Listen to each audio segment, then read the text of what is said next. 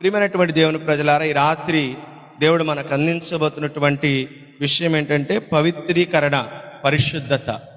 దేవుని పిల్లలముగా ఉన్నటువంటి మన నడవడిక, ప్రవర్తనకు చెందినటువంటి ఈ పవిత్రీకరణ, దేవుని పిల్లలంగా మన నడవడికకు, మన ప్రవర్తనకు చెందినది ఈ పవిత్రీకరణ.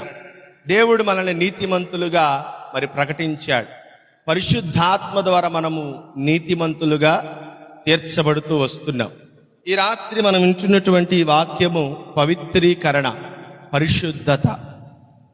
మరి పరిశుద్ధతకు అర్థం ఏంటంటే, పరిశుద్ధత అంటే పాపము నుండి వేరు చేయడం, సంపూర్ణంగా దేవునికి అంకితం కావడం. అర్థమైందండి? పరిశుద్ధత అంటే వేరు చేయబడడం, వేరవడం. ఈ వేరవడంలోనే పరిశుద్ధత, పవిత్రీకరణ దాగి ఉంది. దేవుడు మానవులను లోకం నుండి వేరు చేశాడు. ఎలా వేరు చేశాడు? ఏ రీతిగా వేరు చేశాడంటే, ఆయన తన ప్రేమ చేత, తన సంకల్పాన్ని బట్టి ఆయన లోకములో ఉన్నటువంటి మనలను వేరు చేశాడు. చూడండి వాక్య భాగము. యోహాను సువార్త 15వ అధ్యాయము 18, 19 వచనాలు. యోహాను సువార్త చదవండి. లోకము మిమ్మును ద్వేషించిన ఎడల మీకంటే ముందుగా నన్ను ద్వేషించెనని మీరెరుగుదురు. మీరు లోక సంబంధులైన ఎడల లోకము తన వారిని స్నేహించును. అయితే మీరు లోక సంబంధులు కారు, నేను మిమ్మల్ని లోకములో నుండి ఏర్పరిచి. పరిశుద్ధత అంటే, పవిత్రీకరణ అంటే వేరు చేయడం. ఏం వేరు చేశాడు దేవుడు అంటే, పూర్వం మన జీవితం, మన బ్రతుకులు, మన జీవితపు యొక్క వైఖరి అంతా లోకం మీద ఆధారపడి, లోక పద్ధతుల మీదను, లోక ఉద్దేశాల మీదను, లోక కార్యక్రమాల మీదను ఆధారపడినటువంటి జీవితం జీవిస్తున్నటువంటి మనలను ఆయన దర్శించి మనలో ఒక పవిత్రీకరణ పద్ధతిని చేశాడు. ఏంటి ఆ పద్ధతి అంటే, ఆ యొక్క లోక సంబంధమైనటువంటి జీవితం నుండి దేవుడు నిన్ను ప్రత్యేకపరిచాడు, వేరుపరిచాడు, నిన్ను వేరు చేశాడు. ఇప్పుడు లోకంలో లోకస్తులు జరిగించే వాటికి, వారి పనులకు, వారి పద్ధతులకు, వారి అలవాట్లకు, వారి యొక్క ఇచ్చలకు నీవు పోకుండా నువ్వు ఈ రాత్రి ఇక్కడ నిలిచి ఉన్నావంటే, దేవుడు నీలో ఒక పరిశుద్ధ కార్యం, ఒక పవిత్రీకరణ దేవుడు జరిగించాడు. ఏంటదంటే, లోకము, లోక సంబంధులలో నుండి దేవుడు నిన్ను ప్రత్యేకపరిచాడు. దేవుడు తన సన్నిధిలో నిలిచే ఆ ధన్యతను నీకు ఇచ్చి, లోకంలో లోకస్తుల మధ్య నువ్వు ఉండకుండా అల్లరి చిల్లరి కార్యక్రమాలు, వెక్కిలితనము, ఇచ్చలవిడి జీవితము, పాపానికి బందీలై, అలవాట్లకు బందీలై, వ్యసనాలకు బందీలై, నాశనానికి, మరణానికి ఏడవబడుతున్నటువంటి వారి మధ్య నీ ఉండకుండా, వారితో నీవు ఉండకుండా, వారితో నీవు జీవించకుండా దేవుడు వారిలో నుండి నిన్నేం చేశాడు తెలుసా? ప్రత్యేకపరిచాడు.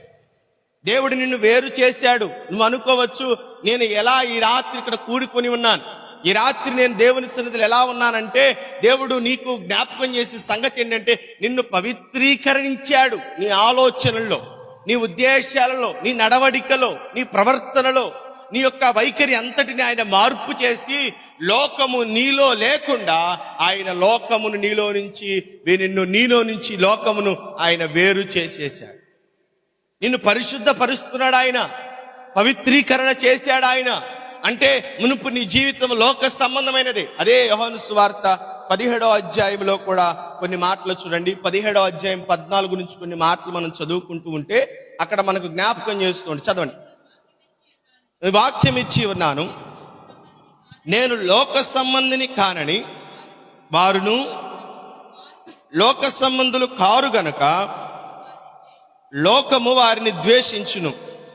నీవు లోకములో నుండి వారిని తీసుకొని పొమ్మని నేను ప్రార్థించుటలేదు కానీ దుష్టిని నుండి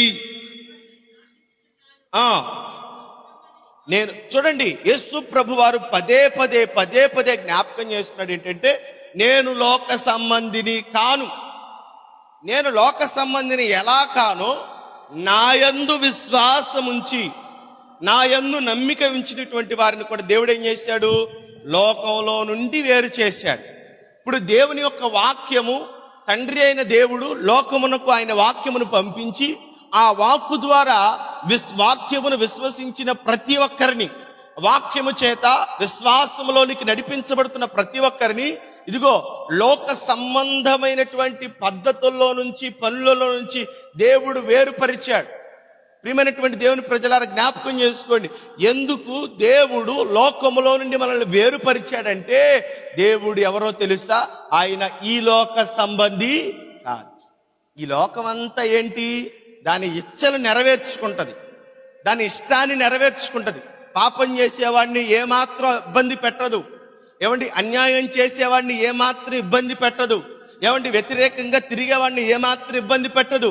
విచ్చలవిడి జీవితం జీవిస్తున్నావా, నిన్నేమాత్రం లోకం ఆటంకపరచదు. ఎందుకంటే లోకం ఏమంటుందో తెలుసా?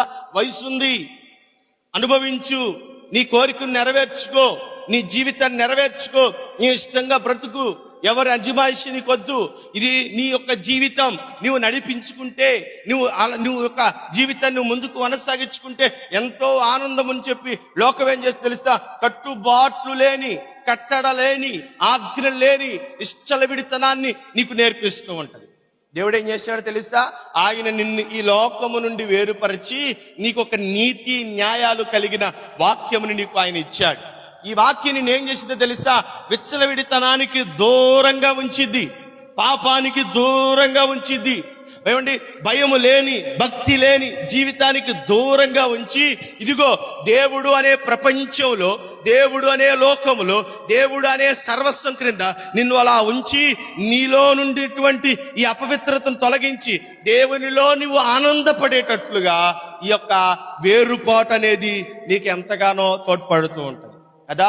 ఈరోజు మనం ఇలా దేవుని వాక్యం వినటానికి గల కారణం, దేవుడు మన యొక్క జీవితాలను లోకంలో నుంచి వేరుపరిచాడు.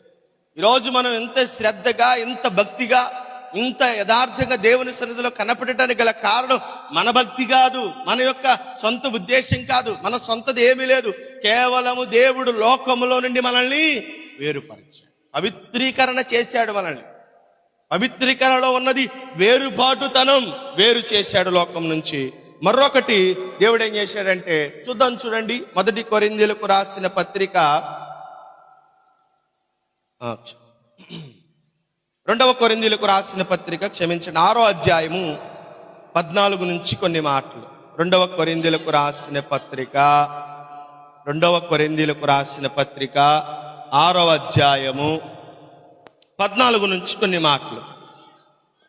మీరు అవిశ్వాసులతో జోడుగా ఉండకుడి, నీతికి దుర్నీతితో ఏమి సాంగత్యము, వెలుగునకు చీకటితో ఏమి పొత్తు, క్రీస్తుకు. చూడండి, అసలు దేవుడు ఇక్కడ మనకు జ్ఞాపకం చేస్తున్న సంగతి ఏంటంటే, ఇదిగో ఈ వేరుబాటు ప్రక్రియలో రెండవ అంశం ఏంటో తెలుసా?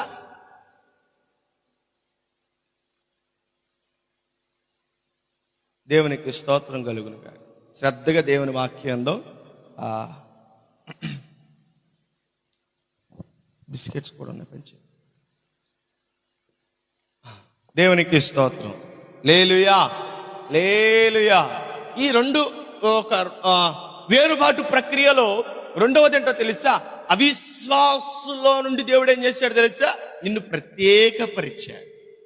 లోకంలో ఎంతో మంది భయము లేని జీవితం, భక్తి లేని జీవితం, ఏమంటే స్థిరమైన నమ్మకం లేనటువంటి జీవితం నుండి దేవుడు నిన్ను వేరుపరిచి నీకు కొన్ని విధాలైనటువంటి నడవడికలు నీకు నేర్పించి ఇదిగో ఆయనలో నీకు నమ్మిక కలిగేటట్లుగా, ఆయనలో నీకు నమ్మకమైన జీవితం కలిగేటట్లుగా దేవుడు ఏం చేశాడు తెలుసా? అవిశ్వాసులతో నీకు జోడి ఉండకుండా నిన్ను వేరుపరిచే దేవుడు. లోకంలో ఎంతో మంది భయం లేని జీవితం జీవిస్తున్నారు, అపవిత్రమైనటువంటి జీవితం జీవిస్తున్నారు. దేవుడంటే భయం లేదు, మనుషులంటే భయం లేదు, అధికారులంటే భయం లేదు. వారి యొక్క జీవిత విధానం అంతా వారికి నచ్చినట్లుగా, వారి కోరుకున్నట్లుగా, వారికి నచ్చినట్లుగా వారు నడిపించబడతారు. తీర్పు ఉందని, శిక్ష ఉందని, దేవుడు మరణదండన విధిస్తాడని, మన నడవడికకు, మన ప్రవర్తనకు, మన క్రియలకు తీర్పుందని గ్రహించకుండా బ్రతుకుతున్న ఈ యొక్క అవిశ్వాసుల యొక్క జీవితాలలో నుండి, వారి యొక్క నడవడికలో నుండి, వారి యొక్క పద్ధతిలో నుండి ఇప్పుడు దేవుడు మనల్ని వేరుపాటు చేశాడు. మనకు ఒక నమ్మిక ఉంది. ఏంటో నమ్మిక తెలుసా? మనము మరణించిన తర్వాత మనం ఒక నిత్యము నివసించే చోటుకు మనము వెళతాం. మనం ఒక నమ్మికతో మనం జీవిస్తున్నాం. ఏ నమ్మిక తెలుసా? మనము చేయు ప్రతి కార్యములకు దేవుడు జవాబిస్తాడు, దేవుడు ప్రతిఫలం ఇస్తాడు అనే ఒక నమ్మిక. క్రైస్తవ జీవితం విశ్వాసం మీద ఆధారపడి, అవిశ్వాసులతో నువ్వు జోడీగా ఉండకుండా, అవిశ్వాసులతో నువ్వు తిరగకుండా, భక్తి లేని వారితో, భక్తిహీనులతో నువ్వు తిరగకుండా దేవుడు నిన్ను వేరుపరిచి, అరే దేవుడు లేడు, దయ్యం లేదు, మనుషుడే దేవుడు అని ఆరాధించుకుంటూ మనుషుల్లే కొలుస్తున్నటువంటి కొంతమంది మనుషుల్లో నుండి దేవుడు నిన్ను వేరుపాటు చేసి, ఇదిగో దైవం అనే దానిని దేవుడు రుచి చూపించి దేవుడు ఏం చేశాడు తెలుసా? నీకు ఒక విశ్వాసాన్ని నీ హృదయంలో నిలిపాడు కదా. లోకంలో ఈనాడు నాస్తికత్వం అనేది ఎక్కువగా ప్రబలిల్లుతుంది. ఈ రోజుల్లో జరిగే పనులు బట్టి క్రైస్తవాన్ని బట్టి అయినా, మరి ఇతరితరమైనటువంటి మరి మతాలను బట్టి అయినా కొంతమంది మనుష్యులు వారి యొక్క భక్తి విధానాలు, వారి యొక్క మరి పద్ధతులు మార్చుకుంటూ, ఇవన్నీ కట్టుబాట్లన్నీ మనుషుడు కల్పించినవే, మనుషుడే దైవం, మనిషిలోనే దేవుడు ఉన్నాడు, మనుషుడే దేవుడని మనుషులను నమ్ముకుంటూ, మనుషుల మీద ఆధారపడుతూ ఎంతో మంది దైవము కాని వాటి మనుషుల మీద నమ్మకం పెట్టుకుంటూ నేనే దేవుణ్ణి అన్నట్లుగా మనుషులు బ్రతుకుతున్నారు ఈ లోకంలో. మీరు గ్రహించారో గ్రహించలేదో, ఈనాడు మనుషులకి దేవుని భయం బొత్తిగా లేకపోవడానికి గల కారణం, మనుషుల్లో భయం లేకుండా, మనుషుల్లో భయం అనేది రవంతరం లేకుండా జీవించడానికి గల కారణం ఏంటంటే అవిశ్వాసం వారిని పట్టి పీడిస్తుంది. క్రైస్తవ జనాంగమా, మనము విశ్వాసులం. మనకు విశ్వాసం ఉన్నది.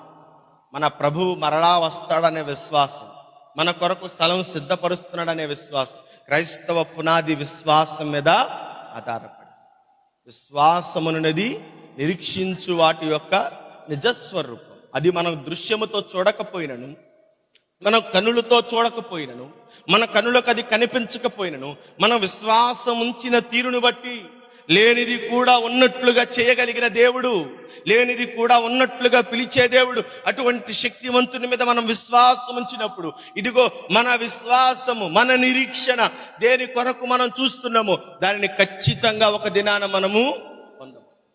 అవిశ్వాసులతో జోడీ లేకుండా దేవుడు ఏం చేశాడు? వేరుపాటు చేశాడు. మూడో విషయాన్ని మనం చూద్దాం.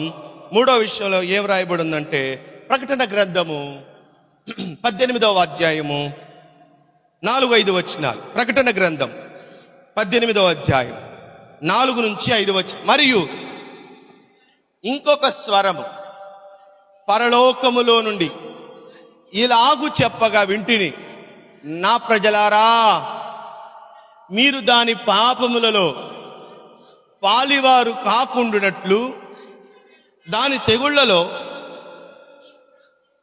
ఏది మీకు ప్రాప్తించకుండునట్లు దానిని విడిచి రండి అని ఆ యొక్క మహాబబులోను గురించి రాయబడుతున్నటువంటి మాటలు ఇవి. దేవుడు ఏం చేశాడు తెలుసా? మహాబబులోనులో నుండి మనల్ని వేరుపరిచాడంట. ఈ బబులోను భయంకరమైనటువంటి పాపానికి, భయంకరమైనటువంటి ధనాపేక్షకు, భయంకరమైనటువంటి లోక కోరికలకు, లోకపు యొక్క పనులకు సాదృశ్యంగా ఆ బబులోనులో ఏముందో తెలుసా? ప్రాకారములు కట్టుకోవడం, స్థిరంగా వారు ఒక చోట నిలబడిపోవడం, అభివృద్ధి విస్తరణ లేకుండా ఒక చోటే వారు విస్తరించడం. బబులోను రాబో కాలంలో దేవుడు మహాబబులోనుకి దేవుడు తీర్పు తీరుస్తాడు. ఆ తీర్పు తీర్చు సమయంలో ఆ బబులోనులో నీవు నివసించకుండా, నాశన పట్టణంలో నివసించకుండా, శాపగ్రస్తమైన పట్టణంలో నీవు నిలవకుండా దేవుడు నిన్నేం చేస్తాడు తెలుసా? మహాబబులోను యొక్క శాపములో నుండి, పాపములో నుండి, ఉగ్రతలో నుండి దేవుడు నిన్నేం చేస్తాడు తెలుసా? వేరు చేశాడు. దేవునికి స్తోత్రం కలుగునుగాక. బబులోను మహాపట్టణము, అది దేవుని ఉగ్రతకు పాలు అయ్యే పట్టణం. అది ఆత్మీయంగా దాన్ని వేరొక కోణంలో ఉంది. ఈ బబులోను అనేది నాశనానికి, మరి రాబో యొక్క ఉగ్రతకు మరి కారకురాలుగా నిలబడబోతుంది. ధనాపేక్షత నింపబడిపోయింది. కింద వచనాలు చదువుకుంటే అక్కడ రాయబడినటువంటి వచనాల్లో 7వ వచనం చూడండి. అది నేను రాణినిగా కూర్చుందును, నేను విధవరాలను కాను, దుఃఖము చూడనని తన మనస్సులో అనుకునేను గనుక అది తన్ను తాను ఎంత గొప్ప చేసుకొని సుఖభోగములను అనుభవించునో అంత వేదనను. చూడండి, ఈ బబులోను ఏమనుకుందంట? దేవుడు బబులోన్లో నుంచి దేవుడు నిన్ను ప్రత్యేకపరచుటకు, పవిత్రీకరించుటకు గల కారణం ఏంటంటే అది తన సుఖభోగములు యందు ఏమండి ఎంతో ఆసక్తి కలిగి ఉంది. అది అంటుందంట, ఇదిగో నేను ఎవరినో తెలుస్తా, ఈ దేశానికి రాణిని నేను అంటుంది. ఇదిగో నేను ఎవరినో తెలుసా, నేను ఎలాంటిదన్నో తెలుసు, నా స్థితి ఏంటో తెలుసా, నేను అసలు వేదనను చూడను, నేను అవమానము నొందను, నేను ఎవరినో తెలుసా, నా మనస్సులో ఎంత మాత్రము దుఃఖం ఉండదు, నేను ఎవరినో తెలుసా, విధవరాలిగా మార్చబడను. బబులోను మహాపట్టణం అనుకుంటుందంట, ఇదిగో నేను రాణిని, మగుటము ధరించిన రాణిని, రాజ్యములన్నిటికీ పై స్థానం నాది, అన్నిటిలో నేను ఘనత వహించిన దానిని, నేను సింహాసనం మీద కూర్చుంటాను అని విర్రవీగుతూ భయము లేనటువంటి జీవితం జీవిస్తూ దేవుని ఉగ్రతకు పాత్రుడవుతున్నటువంటి ఆ మహాబబులోను పట్టణం విర్రవీగుతుంది, గర్వంతో ఉంటుంది. ఏమనుకుంటుంది? నేను అసలు గొడ్రాల్ని కాను, నేను వెధవని కాను, నా రాజు పోడు, నా రాజ్య ప్రజలు పోరు, నేను ఇలా సుభిక్షంగా ఉంటాను, బ్రతికి నన్నాళ్ళు సుఖభోగాలే నాకు, సంతోషమే నాకు, విలాసమే నాకు అనుకుంటూ విర్రవీగుతూ తన మనస్సులో గర్విస్తున్న పట్టణం అది. ఆ గర్విష్టి పట్టణం మీదకి దేవుని ఉగ్రత దిగిరాబోతుంది. ఎపిస్తుల పత్రికలో రాయబడినటువంటి మాట ఉంది కదా, ఏమండి, అవిధేయులైన వారి మీదకి దేవుని ఉగ్రత పెళ్ళున దిగుతుందని. ఆ అవిధేయపు మనస్సుతో ఏమండి జీవిస్తున్న ఈ మహాబబులోను, ఈ బబులోను పట్టణము దేవుని కోపానికి, దేవుని ఉగ్రతకు తావిచ్చినటువంటి పరిస్థితులు గర్వించింది, సుఖానుభవంతో జీవిస్తుంది, విచ్చలవిడి జీవితం జీవిస్తుంది, దాని సుఖాశక్తితో అనేకులను ధనవంతులుగా మార్చింది. బబులోను పట్టణము ఎంత భయంకరమైనటువంటి జీవితం జీవిస్తున్నారో అక్కడ ఉన్నటువంటి పరిస్థితులు.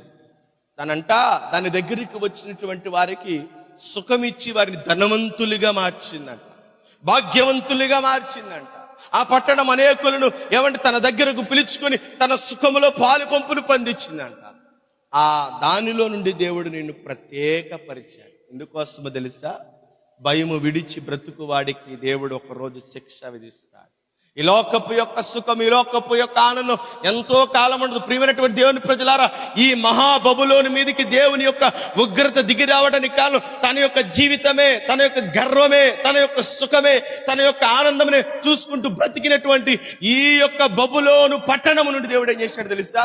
వేరుపరిచాడు. ఇప్పుడు నువ్వు లోకం మీద, లోక సుఖాల మీద ఆశలేవు. భక్తుడైనటువంటి పౌలు చోట అంటున్నాడు, ఏమంటున్నాడంటే, బ్రతుకుట క్రీస్తే, చావైతే నాకు లాభం. బ్రతికి ఉన్నది నేను కాదిక, నాలో జీవిస్తున్న క్రీస్తే బ్రతుకుతున్నాడు. నేను బ్రతికేదంతా నా గురించి కాదు, నా సుఖం గురించి కాదు, నా స్వేచ్ఛ గురించి కాదు, నా సంపాదన గురించి కాదు, ఏమి తిందుమో, ఏమి తాగుదుమో, ఏమి ధరించుకుందామో అని కలవరపడవలసిన పని నాకు లేదు. ఎందుకంటే ఆకాశ పక్షులను చూడుడి, అవి విత్తవు, కోయవు, పంట కూర్చుకొనవు, కోతకాలమందు వాటికి ఆహారం ఇచ్చిన దేవుడు నీకెవడా? ఎందుకు? బబులోని మహాపట్టణంతో కలిసి దాని సుఖాలలో, దాని సంతోషాలలో, దాని భోగాల్లో నువ్వు పాలు పంపులు పొందితే ఆ దాని మీదకి వచ్చిన శాపం నీ మీదకి వచ్చి, దాని మీదకి వచ్చిన కీడు నీ మీదకి వచ్చి, ఆ బబులోను పట్టణము ఎలాగైతే నాశనము కాబోతున్నదో, నీవు నాశనం కాకూడదని, దాని శాపం నీ మీద ఉండకూడదని, దాని మీదకు వచ్చి దేవుని ఉగ్రత నీ మీదకి నిలవకూడదని దేవుడు బబులోను పట్టణమును వేరుపరిచాడు. బబులోను పట్టణంలో నుంచి నిన్ను వేరుపరిచాడు, తీసుకువచ్చాడు. ఆ మహాబబులోను నాశనమునకు దగ్గరగా ఉన్నది. కానీ నీవు దేవుని చేత పవిత్రీకరించబడి, పరిశుద్ధపరచబడి, వేరు చేయబడి ఇప్పుడు నువ్వేమవుతున్నావు తెలుసా? నిత్య సంతోషమునకు దేవుని సన్నిధికి నువ్వు పాత్రుడుగా మార్చబడు. నాశనం పొందబోతున్న మహాబబులోను. చాలా చరిత్ర ఉంది బబులోను సంగతి గురించి. బబులోను అక్కడ ప్రజలు వారు గోపురాన్ని కట్టుకున్నారు, ఎత్తైన ప్రాకారాన్ని కట్టుకున్నారట. అక్కడ గర్వం ఉంది. బబులోను పట్టణం సుఖ సంతోషాలకు, సుఖభోగాలకు, ధనాపేక్షకది కారణం. అది ఒక సాదృశ్య సూచన. ఈ రెండిటిలో నుండి దేవుడు నిన్ను వేరుపరిచి దేవుడు నిన్ను ఏం చేశాడు తెలుసా? తన సన్నిధిలో నిన్ను నిలిచే భాగ్యము ఇచ్చాడు. మూడవది చూద్దాం, చూడండి. మొదటి యోహాను పత్రిక 2వ అధ్యాయం. మొదటి యోహాను పత్రిక 2వ అధ్యాయం 15 నుంచి కొన్ని మాటలు చదవండి. ఈ లోకమునైనను ఉన్న వాటినైనను ప్రేమింపకుడి. ప్రేమించిన ఎడలా లోకములో ఉన్నదంతయు అనగా శరీరాశయు, నేత్రాశయు. చూడండి, స్టార్టింగ్ నుండి దేవుడు వేరుపరిచే ప్రక్రియలో లోకములో నుండే వేరుపరిచాడు. లోక సంబంధమైన విషయాల నుంచే వేరుపరిచాడు. ఎందుకంటే లోకంలో ఉన్నదేంటో తెలుసా? నేత్రాశ అంటే కనులకు ఆకర్షమైనది, జీవపు డంబం అంటే గర్వం, ఒక విధమైనటువంటి అహంభావం. అంటే ఈ యొక్క మనుషులు దేనినైతే ఇష్టపడుతున్నారో, లోక సంబంధమైన మనుషులు దేనినైతే కోరుకుంటున్నారో, మాకు గౌరవం కావాలి, ఈ లోకములో ఒక స్థాయి కావాలి అని దేని గురించి లోకములో లోకస్తులు ఎలా ఆశపడుతున్నారో, ఏ రీతిగా వారు జీవిస్తూ లోకములో ఉన్న వాటి కొరకు వారు తాపత్రయపడుతూ, దేవుడు లేడు, దేవుని యొక్క విషయాలు ఏవి లేకుండా ఎలా జీవిస్తూ వారి నాశనానికి దగ్గర అవుతున్నారో ఒకసారి మీరు జ్ఞాపకం చేసుకుందాం. ప్రియమైనటువంటి దేవుని ప్రజలారా, ఈ లోకంలో ధనాన్ని సంపాదించడం కొరకు, భోగాల్ని సంపాదించడం కొరకు, పేరు ప్రఖ్యాతలను సంపాదించడం కొరకు మనుషుడు ఎన్నో అడ్డత్రోవలు తొక్కుతున్నాడు, ఎన్నో వంకరి త్రోవలు తొక్కుతున్నాడు. ఏమండి, చిన్నవాటికి మోసం జరుగుతుంది, పెద్దవాటికి కూడా మోసం. ఎందుకని? ఒక్కసారిగా ఆస్తిమంతులం అయిపోవాలి, ఆశించింది దక్కాలి, నేను కూడా ఒక గౌరవాన్ని పొందాలి, ఈ లోకంలో నేను కూడా ఒక స్థాయిలో ఉండాలి. ఇప్పుడు ఈ స్థాయిని కోరుకొని ఈ లోకంలో జీవించడం కొరకు ఎత్తులు పై ఎత్తులు వేసుకుంటా జీవితాన్ని గడిపేటువంటి మనుష్యుడు ఒకానొక దినాన, తీర్పు దినాన దేవుని ముందు నిలబడినప్పుడు దేవునికి లెక్క అప్పగించే సమయంలో ఎలా నిలబడగలడు? ఎలా ఉండగలడు? ఎలా జీవించగలడు? ఎలా ఆయన ముందు నిలబడే సాహసం ఉంది? ప్రియమైనటువంటి దేవుని ప్రజలారా, ఆయన సింహాసనమునకు చేరే సమయంలో నీలో ఈ లోక సంబంధమైనటువంటి కోరికలతో జీవిస్తూ లోకములో ఉన్న వాటిని సంపాదించుకుట కొరకు వక్ర మార్గమును ఎంచుకున్న నీవు ఆయన న్యాయపీఠము దగ్గర నువ్వు చేరేటప్పుడంట, ఆ న్యాయపీఠము మండుతున్నటువంటి ఒక కొలిమిలాగా, అగ్నిగండములాగా కనపడింది. నిలబడలేరు అక్కడ మనుషులు. ఆయన ముందర ప్రచండమైనటువంటి అగ్ని మండుచూ ఉంటది. ఆయన నడుస్తూ ఉంటే ఆయన ముందర అగ్ని వెళుతూ ఉంటది. ఆయన ముందర ఎవరు నిలబడలేరు. ప్రియమైనటువంటి దేవుని ప్రజలారా, దేవుడు నిన్ను లోకములో నుండి వేరుపరిచినది లోక సంబంధమైన ఆశలు, లోక సంబంధమైనటువంటి కోరికలు, లోక సంబంధమైనటువంటి ఇచ్చలు, ధనాశ, ఆ యొక్క జీవపు డంబము, వీటిలో నుంచి దేవుడు నిన్ను వేరుపరిచి ప్రత్యేకించి తన దానిగా నిన్ను మార్చుకుంటూ వస్తున్నాడు కదా. లేకపోతే ప్రతి మనుష్యుడి యొక్క కోరికల యొక్క చిట్టా విప్పమంటే అంటాడు, నేను ఫలానా ఉండాలండి, ఫలానా లాగా జీవించాలండి అనే కోరికలు బొళ్ళని ఉంటాయి. కాబట్టి దేవుడు ఏం చేశాడంటే వాటిలో నుండి మనల్ని వేరుపరిచాడు. ఆయన యొక్క పవిత్రీకరణ, పరిశుద్ధత అంటే వేరు చేయడమే. ఎంత మనకు మేలు కలిగించేదా అంటే మేలు కలిగించేది కాదు. మునుపు మనం జీవించిన జీవితం అంతా మనకు మేలు కలిగించేది కాదు. నష్టాన్ని, కీడుని, దేవుని యొక్క కోపాన్ని, ఉగ్రతను మన మీదకి తెప్పించేది. ఇప్పుడు మనం దేవుని కృపచేత, పరిశుద్ధాత్మ వలన మనం ఏం చేయబడ్డాం తెలుసా? వేరుపరచబడ్డాం. ఈ వేరుపరచబడిన జీవితంతో మనము స్వేచ్ఛగా ఆయన కృపాపీఠము దగ్గరికంట చేరగలిగే భాగ్యము ఇచ్చాడు కదా. ఇశ్రాయేలుల యొక్క నిర్గమం కాడికి వస్తే, ఐగుప్తులో నుండి వారి యొక్క నిర్గమం అంటే ప్రయాణం. వారి ప్రయాణానికి ముందు ఇశ్రాయేలులు ఐగుప్తులో ఫరో దగ్గర జరిగినటువంటి కొన్ని సంఘటనలు మనం జ్ఞాపకం చేసుకుంటూ అక్కడ కొన్ని విషయాలు మనం జ్ఞాపకం చేద్దాం. చూడండి, ఇశ్రాయేలుల యొక్క ఐగుప్తు యొక్క నిర్గమం చూడండి. 8వ అధ్యాయం 25వ వాక్యం. నిర్గమకాండము 8వ అధ్యాయము 25వ వాక్యం. మీరు వెళ్ళి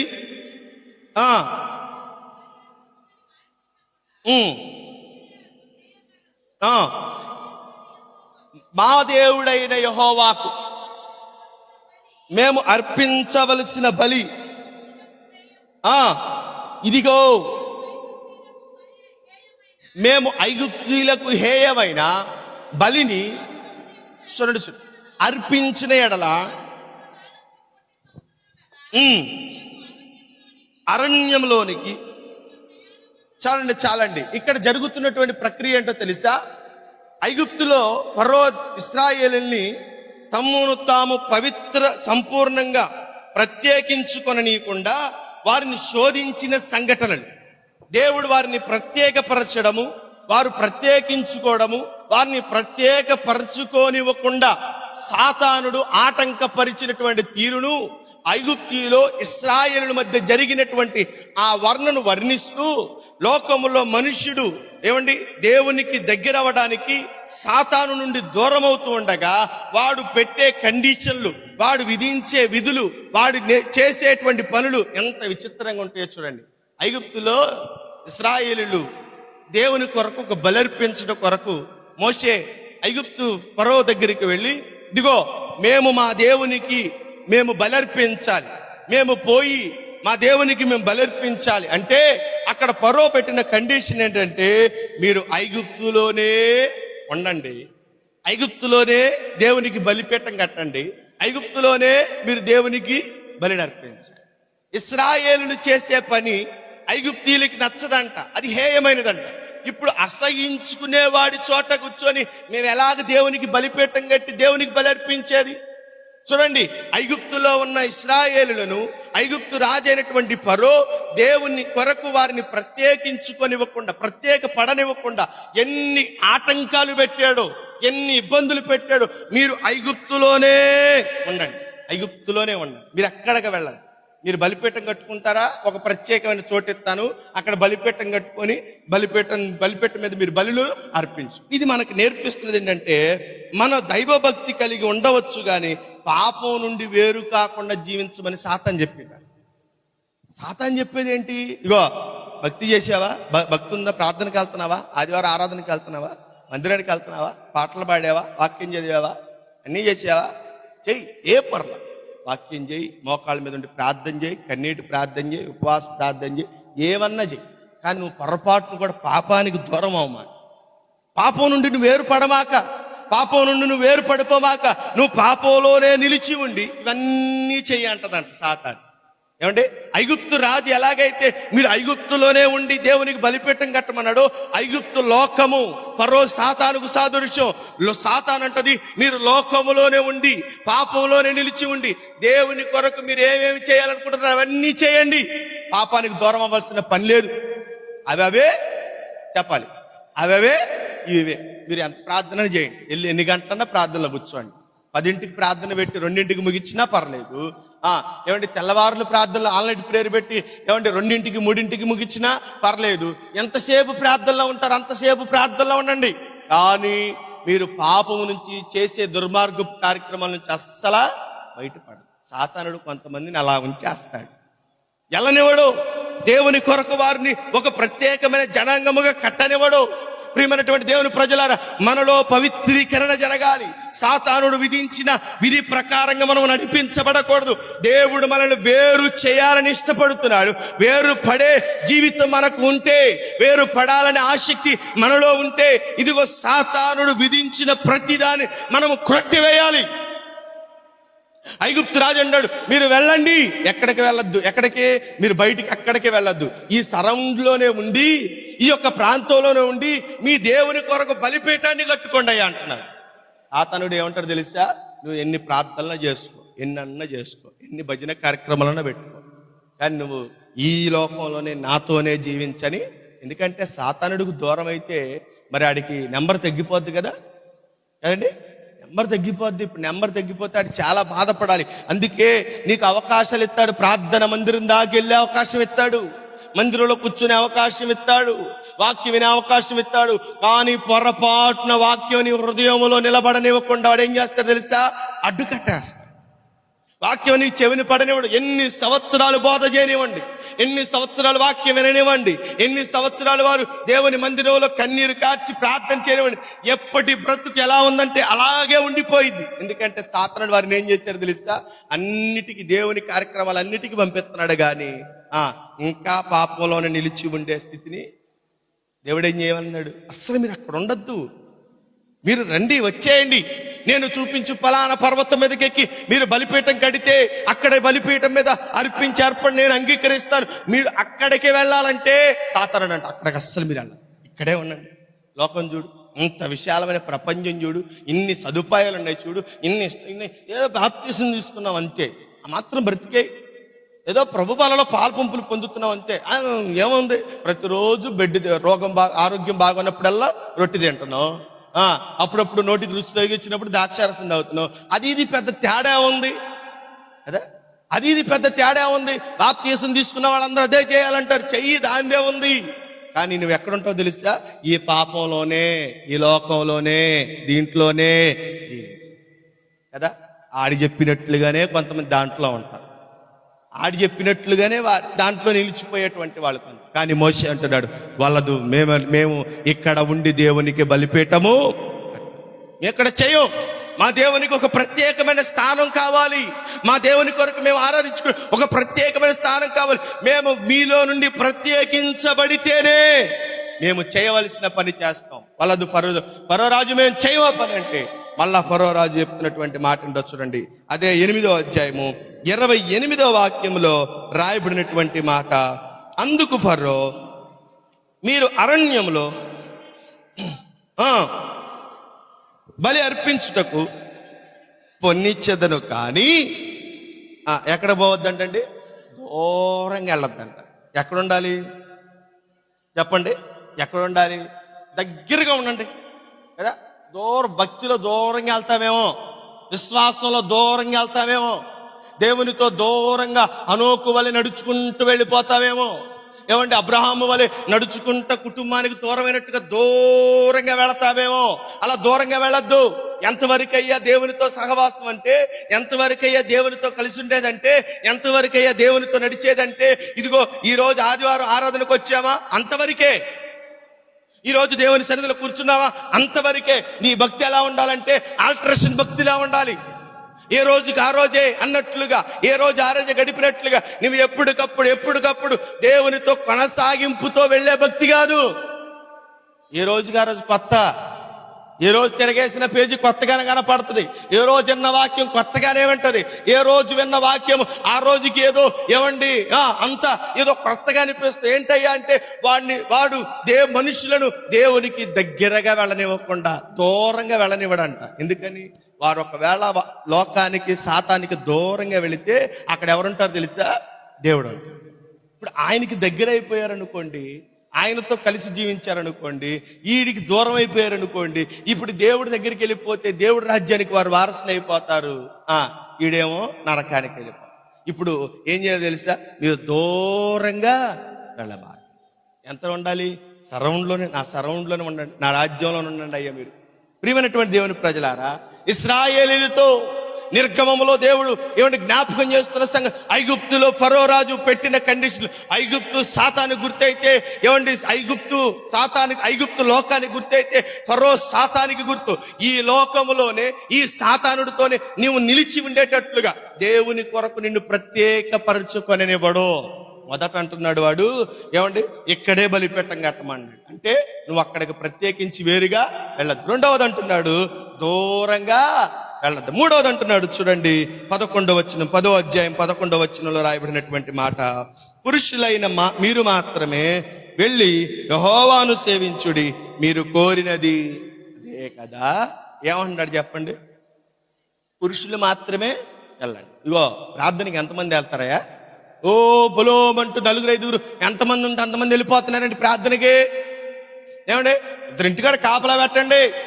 ఏమండి వండిన వంటలకి ఇంత ఇల్లుని ఎంత దొంగలు దోచుకుపోతారు, ఇంటికాడ కాపలా పెట్టండి. అంటే కుటుంబ బాధ్యతలో, కుటుంబంలో దేవుని కొరకు ప్రత్యేకించుకోవడానికి, కుటుంబంలో దేవుని కొరకైనటువంటి బాధ్యత కలిగి ఉండకుండా సాతానుడు ఏం చేస్తున్నాడు తెలుసా? వారిని ఆటంకపరుస్తున్నాడు. ఇశ్రాయేలుతో ఫరో అంటున్నాడు, ఇదిగో పురుషులు మాత్రం వెళ్ళండి అయ్యా, పిల్లలు ఆడోళ్ళు ఇక్కడే ఉంటారు. అంటే ఈ ఆత్మీయంగా దేనికి గుర్తు అంటే, ఇదిగో ఆత్మీయుడిగా నువ్వు వర్ధిల్లుతున్నప్పుడు, ఆత్మీయుడిగా నువ్వు జీవిస్తున్నప్పుడు, నీవు ఎలాగైతే మారు మనసు పొంది దేవునికి దగ్గరయ్యావో, నీతో ఉన్నటువంటి నీ కుటుంబం మొత్తం కూడా దేవునికి దగ్గర అవ్వాలని ఆలోచన వస్తుంది. మనం గతించిన ఆదివారం చెప్పుకున్నావు కదా, అగ్నిగుండంలో మండుతున్నటువంటి ధనవంతుడికి ఒక కోరిక. ఏం కోరిక? అక్కడికి వెళ్ళిన తర్వాత అతనికి జ్ఞానం వచ్చిందంట. ఏమి జ్ఞానం వచ్చిందో తెలుసా? ఇంకను నాకు 5 సహోదరులు ఉన్నారు, వారు ఇచ్చటికి రాకుండా నిమిత్తము మరణించిన మృతులలో ఉన్నటువంటి ఒకడు లేచి వెళ్ళి వారికి స్వార్థ ప్రకటిస్తే, ఇదిగో ఒక అద్భుతం జరిగితే వారు మార్పు చెంది వారు కూడా ఇక్కడికి రాకుండా అక్కడికి వెళతారయ్యా. అబ్రహామా, మృతులలో ఉన్నటువంటి లాజరును పంపించు అని అంటున్నాడు. నీ కుటుంబంలో మార్పు రాకుండా చేయాలని, నీ బిడ్డలు మార్పు రాకుండా చేయాలని, నీ భర్త మార్పు రాకుండా చేయాలని సాతానుడు బంధించి ఉంచుతాడు నిన్ను.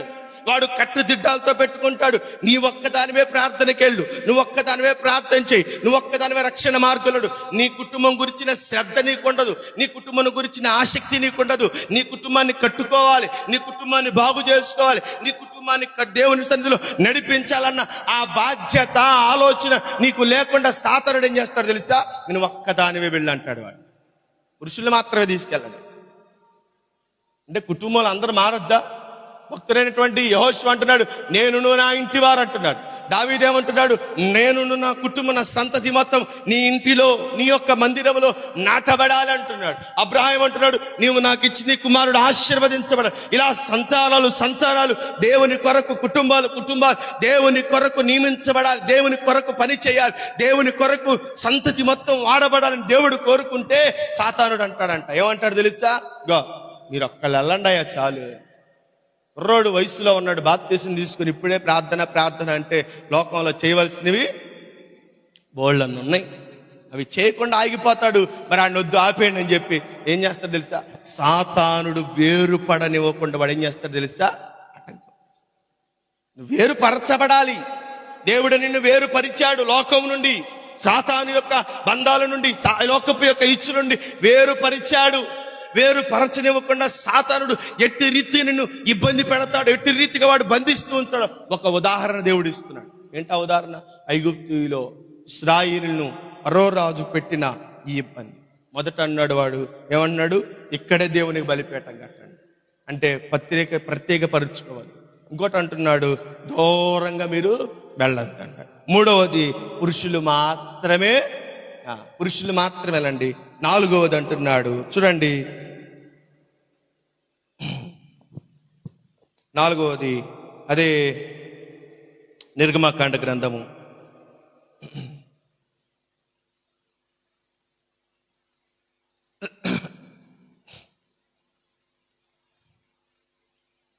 24 వచనం చూడండి, 10:24. ఫరో మోషేను పిలిచి, మీరు వెళ్ళి యెహోవాను సేవించుడి. చూడండి, ఈ 4వ ఆటంకం ఏంటో తెలుసా? నాలుగో ఆటంకం ఏంటో తెలుసా? ఇగో, మొదటేమో మీరు ప్రత్యేకించుకోవద్దు, ఇక్కడే ఉండన్నాడు. రెండవది అంటున్నాడు, దూరంగా వెళ్ళొద్దు అంటున్నాడు. మూడవది అంటున్నాడు, పురుషులు మాత్రం, కుటుంబాలు మొత్తం వెళ్ళొద్దు, పురుషులు మాత్రం వెళ్ళన్నాడు. నాలుగవది అంటున్నాడు, ఇప్పుడు మీ మందలు, మీ పశువులు ఇక్కడే ఉంచేసి మీరు మాత్రం వెళ్ళండి. అంటే మీ కుటుంబంతో మీరు వెళ్ళి మొండి చేత్తు దేవుడిని ఆరాధించరండి. మీరు సంపాదించిన, మీ కూడగట్టుకున్న మీ కష్టాజీతం, మీ ఆస్తి మొత్తం దేవుని పనికి ఉపయోగపడకూడదు. మీ యొక్క సంపద దేవుని కొరకు ఉపయోగపడకూడదు. మీ ప్రాబడిలో 10వ వంతు దేవునికి ఇవ్వాలని, కృతజ్ఞత అర్పణ ఇవ్వాలని, స్వేచ్ఛ అర్పణ ఇవ్వాలని దేవుడి వాక్యం చెప్తుంటే సాతానుడు అంటాడంట, ఎందుకో పెచ్చదానా, పద్దాకి డబ్బంతా పాడు చేసుకుంటావు, ప్రార్థన అని చెప్పి కానుకలు అని చెప్పి సేవకులు పొట్ట నింపుతున్నావంతే. నీ ధనాన్ని విస్తరవిడిగా పాడు చేసుకోమాక. అవి ఉంటే ఈరోజు బంగారం 16,000 దాటిందంట. 1 గ్రాము బంగారం అయినా కొనుక్కోవచ్చు. లోకంలో ఎంతో మంది అవి కొనుక్కుంటున్నారు, ఇవి సంపాదించుకున్నారు, ధనాన్ని దేవుని పని కాకుండా లోక సంబంధమైనటువంటి కార్యక్రమాలకు వాడేటట్లుగా వాడు ఏం చేస్తాడు తెలుసా? ప్రేరేపిస్తూ. సాతానుడు ఎన్ని రకాలుగా వాడు తంత్రాలు పన్నుతాడో వాటిల్లో మనం చిక్కుపడకుండా దేవుడు ఏం చేస్తాడు తెలుసా? వేరు.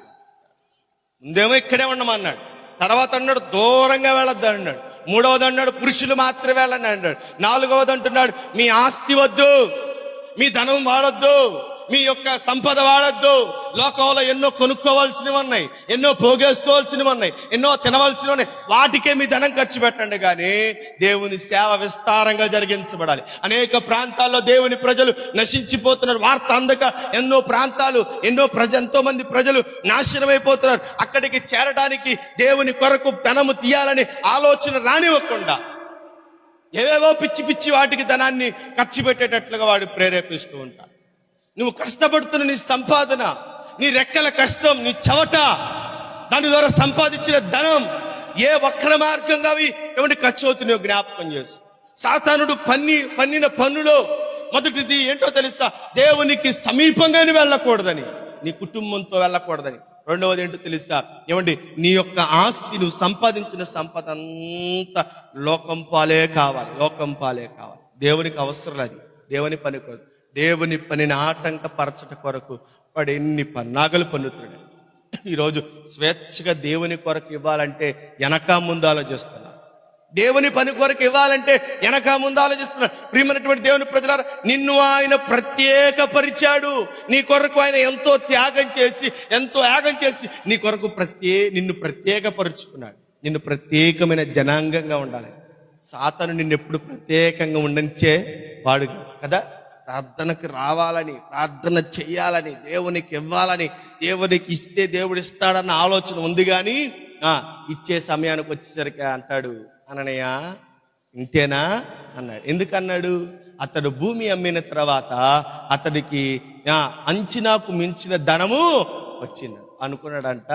ఈ ధనాన్ని వాళ్ళు పిచ్చి పనికి వాడుతున్నారు, నేనైతే దాచుకుంటే ఈ రోజుల్లో ఒక కాసు బంగారం కొన్నా అది 2 రోజులు అయిన తర్వాత బోళ్ళంత ధనం అయింది, ఈ ధనాన్ని అంతా ఇవ్వకూడదని చెప్పి భారీ ఎరుకనే వాడు ఏం చేశాడు తెలుసా? తీసి కొంత దాచుకున్నాడంట. ఏమైపోయాడు చెప్పండి? పరిశుద్ధాత్మను మోసం చేసినందుకు మరణించాడు. సాతాను నీ ధనాన్ని ఇవ్వనివ్వడు, నీ కుటుంబాన్ని దేవుని దగ్గరికి రానివ్వడు, నిన్ను దూరముగా దేవునితో నడిచేటువంటి అనుభవంలోనికి నిన్ను వెళ్ళనివ్వడు. ఇదిగో దైవ భక్తిలో నిన్ను కొనసాగిస్తాడు, కానీ దేవునిలో నిన్ను నిలవనివ్వకుండా లోకంలోనే నిలిచి ఉండేటట్లుగా చేస్తాడు. వాడి తంత్రమును మనం ఎరిగిన వారమే ఉండి మనం ఏం చేయబడాలి తెలుసా? వాడిలో నుండి మనం ప్రత్యేకించబడాలి. దేవుడు నిన్ను కోరుకుంటున్నది రాత్రి అదే. ఇంకా ఎంతకాలం లోకంతో సహవాసం, పాపంతో సహవాసం? నువ్వు వేరు చేయబడినటువంటి వారుగా దేవుని కొరకు నువ్వు బ్రతకాలి. లోకంలో వేరు చేయబడ్డావా?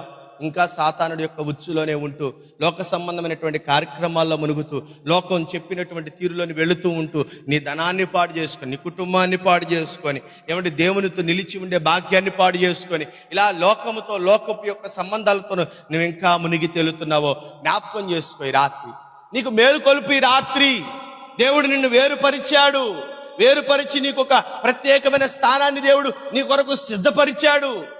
కానీ సాతాను నిన్ను చేరనివ్వకుండా ఏమండి ఎన్నో లోకంలో ఉన్న వాటినన్నిటినీ నీకు ఒక్క నిమిషంలోనే దేవుడికి 3 విషయాలు చూపించాడు. ఒక్క నిమిషంలోనే ఒక్కసారినే దేవుడికి మూడు విషయాలు చూపించాడు. ఏంటో తెలుసా? మొట్టమొదటిగా ఆ ఎత్తైన పర్వతం మీదకి తీసుకెళ్ళాడండి. ఎత్తైన పర్వతం మీద తీసుకెళ్ళి, నాకు ఒక్కసారి మొక్కితే ఈ లోక రాజ్యాలన్నీ నీ వశం చేస్తా, నన్ను మొక్కు, నా కాళ్ళకు నమస్కారం చేయి. చూడు లోక రాజ్యం ఎంత అందంగా ఉందో, ఎన్ని భవంతులో, ఎన్ని మేడలో, ఎంత అందమో, ఎంత సౌందర్యమో, ఎంత ధనమో, ఇవన్నీ నీ కాళ్ళ కింద పెడతా. ముందు నన్ను ఏం చేయమంటావు తెలుసా? నువ్వేం చేయాలి తెలుసా? నా కాళ్ళ కింద ఉండు. ఎవడు బాబా? ఎవరాయన? పంపబడిన వారు ఎవరో తెలుసా? సర్వాధికారము కలిగినటువంటి, అన్నిటి మీద అధికారం ఆయనకు ఉంటే వీడంటున్నాడు, నా కాళ్ళకు మొక్కితే నేను వీటన్నిటి మీద అధికారము ఇస్తాను. దేవుడు లొంగిపోయాడా? అవును, చాలా మంచి పని చెప్పావు, ఇదేదో నాకు మంచి బంపర్ ఆఫర్ వచ్చినట్టుగా ఉంది, నేను నిజంగా మొక్కుతానని చెప్పి మొక్కాడా? తర్వాత ఎమ్మటిని ఎక్కడ తీసుకెళ్ళాడు? దేవాలయపు యొక్క శిఖరం మీదకి తీసుకెళ్ళాడు. దేవాలయపు యొక్క శిఖరం మీదకి తీసుకువెళ్ళి చూపించాడు. ఇక్కడ నుంచి దూకే అన్నాడు. ఎత్తైనటువంటి స్థలం మీద, ఆ యొక్క ప్రాకారం మీద నిలబెట్టి దూకే అన్నాడు. దూకాయంటే నీ దేవుడైన యెహోవా మాటను నువ్వు వినాలి. సాతానుని గద్దించాడు, సాతానుని వెనక్కి పొమ్మన్నాడు. మూడవది ఏంటి చేశాడు తెలుసా? ఆయన ఒక బండలు గుట్టలుగా ఉన్నటువంటి చోటుకి తీసుకొచ్చి ఆయన అన్నాడు, ఇదిగో ఈ రాళ్లను రొట్టెగా మార్చు. నీ మాటకు బలం ఉంది కదా, నీ మాటకి శక్తి ఉంది కదా, నీ మాటకి ఆ పవర్ ఉంది కదా, నీ మాటకు అద్భుతాలు చేసి వరం ఉంది కదా, ఇదిగో ఈ రాళ్లను రొట్టెలుగా చేసుకొని. అసలు దేవుడు వచ్చింది ఎవరి పని కొరకు, ఎందుకొరకు వచ్చాడు, ఏమి చెయ్యాలని వచ్చాడు? వాడు చేయించాలనుకుంటుంది ఏంటి చూడండి, వాడు చేయించాలనుకున్న వాడి పని, వాడి యొక్క ఆలోచన అంతా నిన్ను వేరు కానివ్వకుండా, దేవుని కొరకు నువ్వు పని చేయకుండా, దేవునిలో నువ్వు నిలిచి ఉండకుండా, దేవుని కొరకు నువ్వు ఒక ప్రత్యేకమైన రీతిలో ఉండకుండా, వాడు నిన్ను అలా తన యొక్క బందీలో బంధించి లోకానికి నిన్ను వేరు చేయనివ్వకుండా లోకములోనే ఉంటూ దేవునితో గడిపేటట్లుగా చేస్తాడు. ప్రియమైనటువంటి దేవుని ప్రజలారా, మనము లోక సంబంధులము కాము. మనలో లోకం ఉండకూడదు. ఇంకా ఆయన ఎప్పుడో లోకంలో నుండి వేరుపరిచాడు, నేను ప్రత్యేకించాడు. ఇంకా నీలో లోకాన్ని పెట్టుకొని ఇంకా జీవిస్తున్నావేమో, ఈ రాత్రి పరిశీలన చేసుకో. లోకాన్ని విడవకుండా లోకం మీద మనస్సుతో ఉంటున్నావేమో. వాడు లోక రాజ్యాలన్నీ ఆయనకు చూపించాడు, లోకపు యొక్క సంతోషాలు సుఖాలన్నీ ఆయనకు చూపించాడు. కానీ ఆయన లొంగలేదు, ఆయన తన్ను తాను ప్రత్యేకించుకున్నాడు. ఆయన తర్వాత ఏమయ్యాడు తెలుసా? ఈ లోక రాజ్యాలన్నీ ఆయన ముందు ఒక దినమున మోకరిల్లే దినము ఒకటి రాబోతుంది. దేవునికి స్తోత్రం కలుగును. ప్రియమైనటువంటి దేవుని ప్రజలారా, అందుకు అర్థమైందండి వాక్యం, అర్థమవుతుంది కదా? లోక రాజ్యాలన్నిటినీ వాడు ఏం చేశాడు, ఏం చేయాలనుకున్నాడు, ఏం ఆయనకు చూపించి ఆయన ప్రణాళికను రూపమా. ఇదిగో నువ్వు దినాన ప్రత్యేకపరచబడిన నీవు, దేవుని కొరకు ప్రత్యేకంగా జీవిస్తున్న నీవు, వాడు ఎన్నో ప్రలోభాలకు గురి చేస్తాడు, ఎన్నో ఆశలు పుట్టిస్తాడు, ఎన్నో కోరికలు పుట్టిస్తాడు. లోకం మీద ఆశ చావనివ్వడు, పాపం మీద ఆశ చావనివ్వడు, లేదంటే విడి జీవితం మీద ఆశ చావనివ్వడు. పాత జీవితానికే మరలా ఆశపడేటట్లుగా చేస్తాడు.